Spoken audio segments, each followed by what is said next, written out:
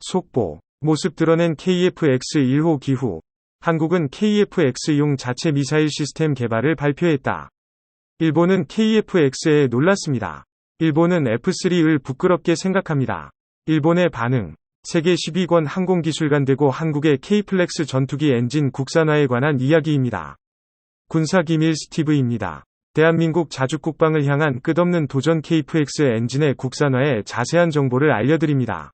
2011년 3월 현재 우리나라의 KF-X 전투기 엔진 국산화율은 40%로 알려져 있으며 한민족의 미래를 위해 캠리 FX 전투기용 터보팬 엔진 개발을 위한 국방과학연구소 핵심 국책 사업이 활발하게 진행되고 있습니다. 모두가 알다시피 한국은 세계 5위 순위의 가스터빈 엔진 기술 보유국이며 이러한 가스터빈 엔진 기술력을 토대로 삼아 KF-X 전투기의 5세대 스텔스 전투기 버전인 블록 3가 개발되는 2030년대 초중반을 목표로 전투기의 제트 엔진을 국산화시키려는 거대한 프로젝트를 진행 중입니다. 안녕하세요. 군사기밀 뉴스입니다. 알람 설정을 하시면 영상 업로드 시 바로 신청하실 수 있습니다. 지정해 주셔서 감사합니다. 우선 국방과학연구소의 주관으로 허브기술특허연구센터를 건립해 국내 가스 터빈 관련 기관과 연구자들을 한 곳으로 뭉쳤습니다. 전투기의 핵심 설계한 이고르 제트기 터빈 기술부터 완전히 자립시키기 위함입니다. 이 프로젝트를 통해 2014년까지 한국은 미국과 러시아 등 보편적인 제트 엔진에 적용되는 터빈 기술력에 대한민국이 직접 보유하는 것을 중점으로 두고 있습니다. 한편 전투기의 터보팬 엔진과 기술을 공유하는 발전용 가스터빈 국책 사업 분야에서는 말 그대로 한민족의 가스터빈 기술력을 목표로 결정정대한 합금 기술과 터빈 블레이드 열차폐 코팅 기술을 연구 중입니다. 이렇게 한국이 독자적으로 개발한 차세대 가스터빈 엔진은 발전용 및 전투기 엔진에 모두 적용되며 2025년까지 개발을 완료할 예정입니다. 한국의 항공기업들도 제트기 엔진 국산화에 힘을 보태고 있습니다.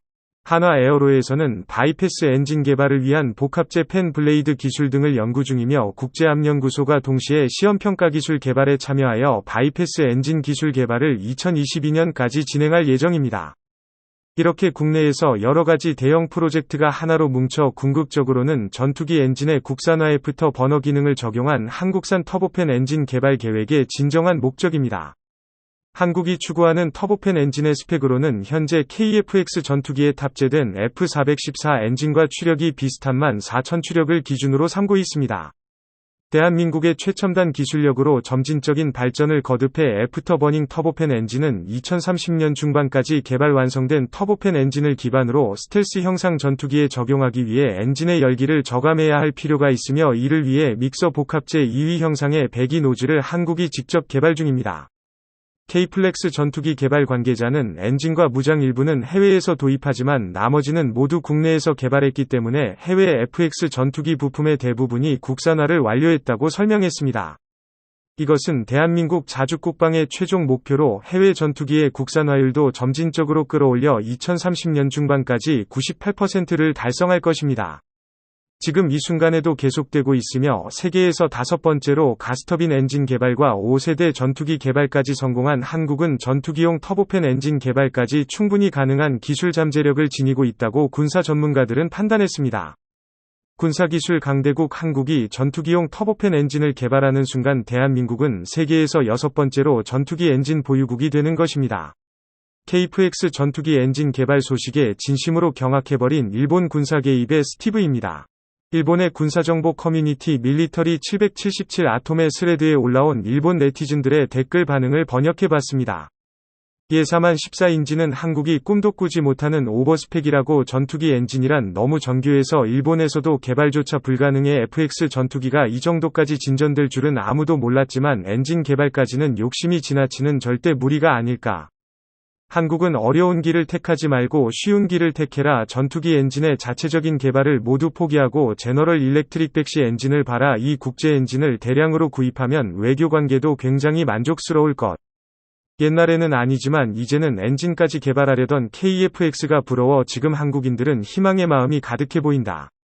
일본의 전투기라든가 유튜브 채널을 검색해보면 전투기가 22 랩터를 가볍게 격추시킨다든지 미국이 간절히 탐내는 일본의 F산 전투기라든지 진심으로 흥분되었지만 몇 년 후 현실과 동떨어진 이야기라는 걸 알았을 때 굉장히 실망했다. 아니 일본은 3 전투기 개발이 실제로 진행되고 있는 것일까 의구심도 든다. 뭔가 좋은 소식이 있으면 나에게 가르쳤죠. 하필이면 한국의 전투기 기술의 최후의 보루를 자국화시키려 하다니 이것은 부패와 비리의 냄새가 난다. 불가능한 터보팬 엔진 제작은 부패한 한국 고위층들의 주머니로 세금을 넣을 방법이라고밖에 생각되지 않습니다.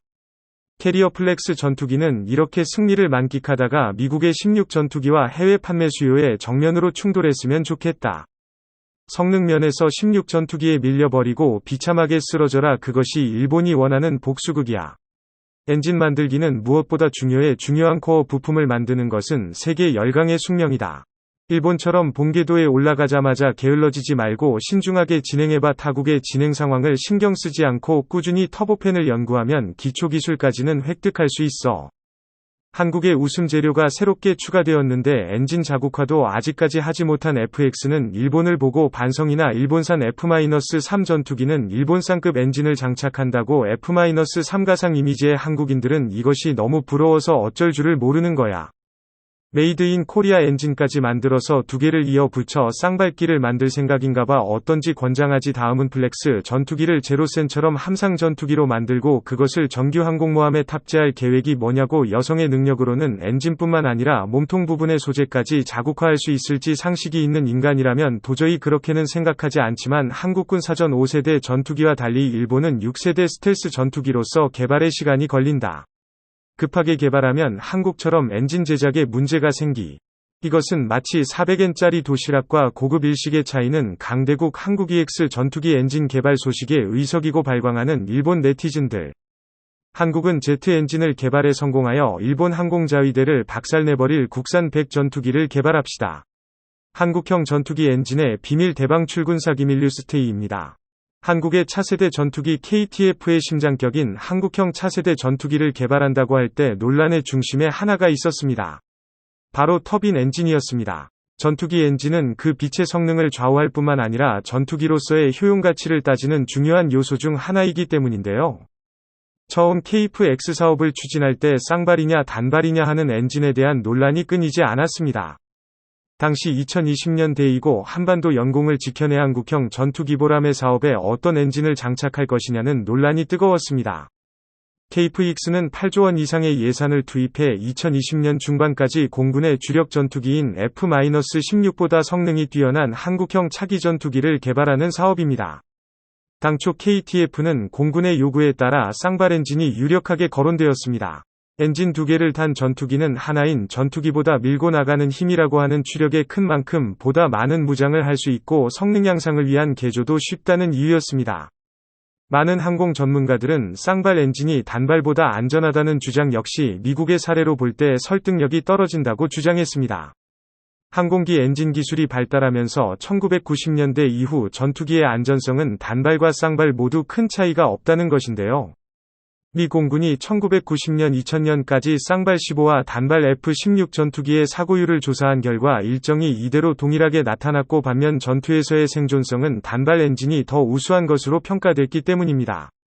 1991년 사막의 폭풍 작전 당시 1000번이 출격을 기준으로 미 공군의 16은 0.2상대 손실률을 기록한 반면 미 해군의 쌍발 18 전투기는 0.46대가 파괴됐습니다.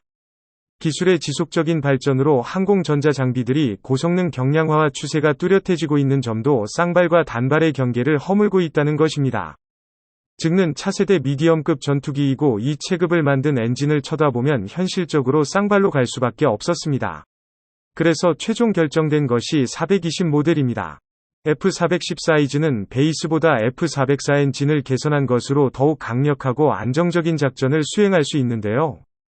현재 F-410 사이즈는 F-410G4 모델과 밸류에이션 모델인 400IN의 수요가 F-414G 39가 있으며 출력이 18%나 증가된 4004 엔진이 모델이 개발 중입니다. 기존 F-410 사이즈는 니트로 빌드 방식으로 F-412 모델로 업그레이드할 수 있다는 장점이 있습니다. 410 사이즈는 길이가 선정고 2m 흡기 직경은 89cm 무게는 약 1톤의 성능 재원을 갖고 있으며 F-414의 엔진은 이 개선되면서 출력이 18% 증가했기에 전력 사용이 늘어도 유연하게 대응할 수 있게 되었습니다. 또한 항공기 전자 시스템의 냉각을 위해 압축 공기 흐름을 개선했고 압축기 스톨 여유 역시 개선되어 양력을 유지하는 능력이 향상되었는데요. 414 이 모델의 향상된 성능 덕분에 유연한 전술 구사 능력도 가능해졌고 연료 효율성이 향상되어 작전 반경도 확대되었습니다. 한편 현재까지 400 사이즈는 슈퍼호넷과 흘러든 700대 이상의 전투기에 탑재되었으며 이미 1500기 이상이 생산되어 300만 시간 이상의 비행시간을 기록함으로써 동급 엔진에서 최고의 운항 안전성을 자랑합니다. 이처럼 신뢰성이 높으며 정비를 위해 엔진을 탈거하는 시간은 30분 미만으로 동급 최저 시간을 기록할 정도로 유지보수 역시 더 쉬운 것으로 알려져 있습니다. 그럼 이렇게 말이 많았던 한국의 차세대 전투기 사업에 들어가는 엔진은 우선 키예프에 들어가는 엔진을 제작하는 업체는 하나입니다. 하나의 에어로스페이스는 국내에서 전투기 3개의 엔진 제작을 맡은 유일한 기업입니다. 설립 40주년을 맞이해 올해까지 생산한 지만 4,200대 이상에 달하는데요. 한화 에어로스페이스는 1979년 가스터빈 엔진 정비 사업을 시작으로 1980년 미국 제너럴 일렉트릭과 기술 제휴로 배포 제공 소형 제트 엔진을 생산했고 이후 1986년엔 KF-16일 전투기의 최종 조립 업체로 선정됐습니다.